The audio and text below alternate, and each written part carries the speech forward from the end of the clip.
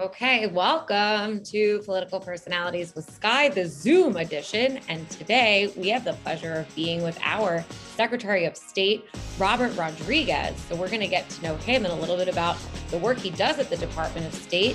Well, thank you, Skye. Thank you for having me. It's a really great opportunity to help us raise awareness a little bit about the work that we're doing at the Department of State.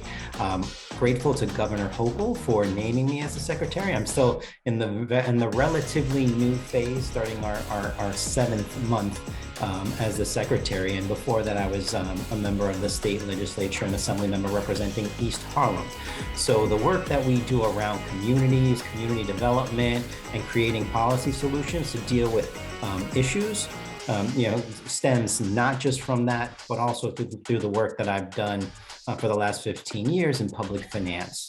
Right. Now, specifically about those economic opportunity goals you just mentioned, what should people know about the Department of State as far as the day-to-day work that you and your team work on? So I mentioned supporting local communities as well as providing economic opportunities. And we do that through a couple of ways.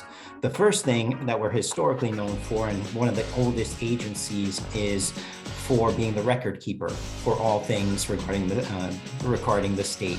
So we are the place for incorporations, for any corporation, for-profit or nonprofit. Your first stop to starting a business is to create a corporation with the Department of State. In addition to that, in terms of economic opportunity, we license and manage 38 different professions. When you think about your strip mall, or you think about your downtown, every single one of them has a hairdresser or a barber shop or a gym or, some other service that we all rely on. And those folks are really part of our extended families and our communities. So we want to make sure that those folks are able to be successful, but also provide a quality service to the residents of the state of New York. You mentioned you were in the assembly prior to that. Talk to us a little bit about how you got into public service, even as a kid growing up, and how you became interested in public service. So my father was an elected official.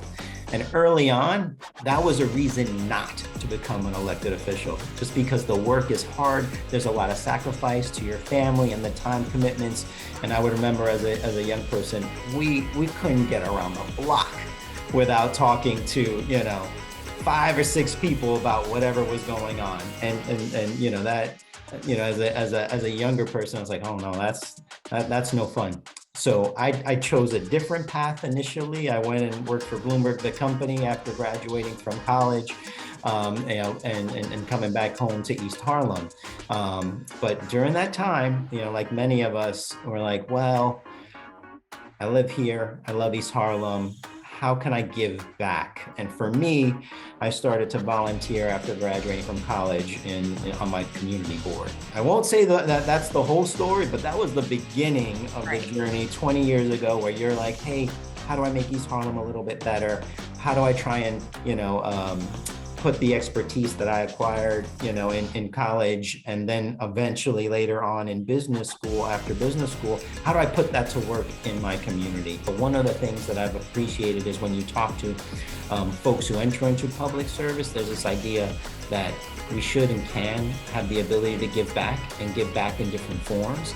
And for me, eventually pursuing that in public and elected office has really satisfied that desire and that ability to give back. It's nice to hear that type of a story. And my hope in this series, Political Personalities with Skye, is to get to know people like yourself, Secretary of State Robert Rodriguez, and the story that inspired you to be a public servant. Because as you know, the narrative, especially when it comes to politics, is very divisive and acrimonious, and it makes a lot of people sit out of the conversation when it comes time to vote or even be involved. People have had it.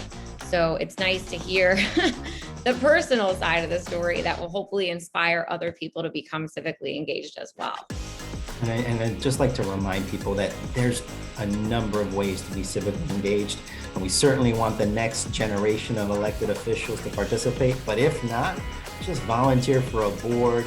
If you choose to support a candidate through fundraising, or to just volunteer at your local food bank, every single contribution, any contribution matters to help support the fabric of community.